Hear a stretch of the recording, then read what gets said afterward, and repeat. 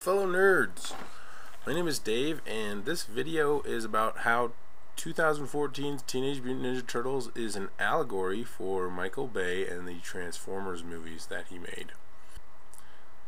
So, the recent Teenage Mutant Ninja Turtles movie, produced by Michael Bay and directed by Jonathan Liebesman, was just a barely passable attempt at rebooting the much-loved franchise, and though it was riddled with plot holes and MacGuffins, and poorly received by critics and about half of viewers, it did quite well at the box office, kinda just like the Transformers movies.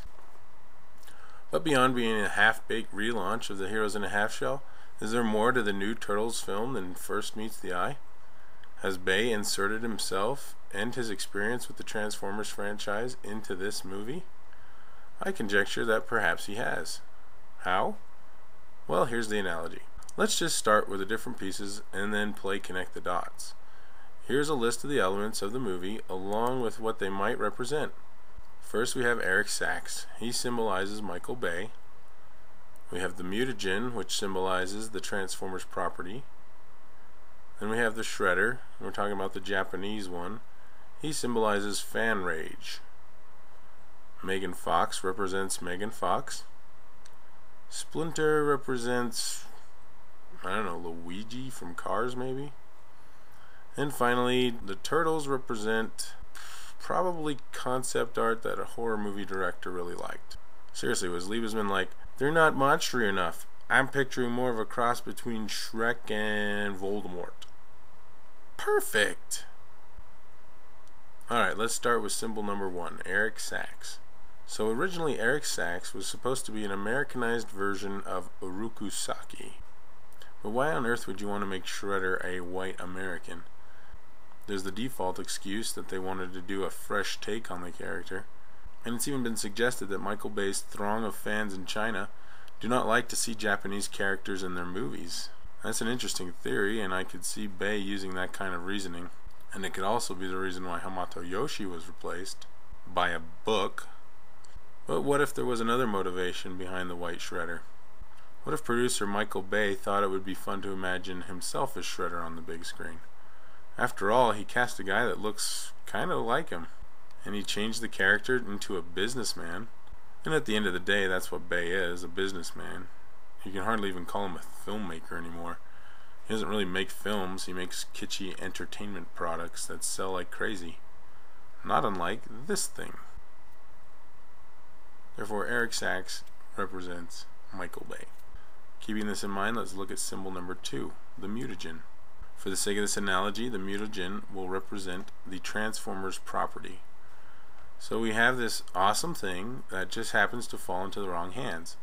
And the man who now has it does not care about using it wisely. He just wants to go from being rich to being quote-unquote stupid rich. So then he concocts a plan to use the Mutagen to simultaneously poison the people while selling them his BS product. Sound familiar? In spite of all this, the Japanese Shredder did end up being reinserted into the movie. Which brings us to symbol number 3, the Shredder, that is the Japanese one. So the Shredder is symbolic of fan-fueled rage. First of all, it was very likely that Japanese Shredder was written into the story in large part due to the intense fan backlash to the idea of a white Shredder.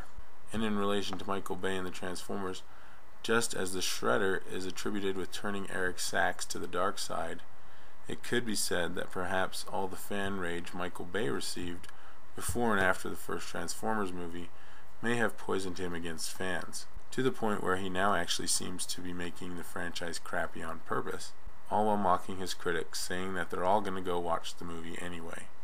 This villainous turn in the Bayformers franchise is reflected in the movies themselves actually, with the first one being a decent use of the Transformers property.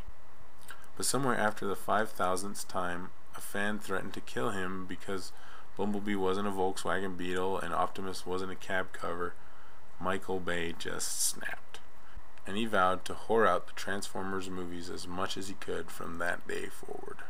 Well, at least with the Turtles movies, the fan rage was able to save Shredder. Kind of. If only the fans had known about Master Yoshi's fate beforehand.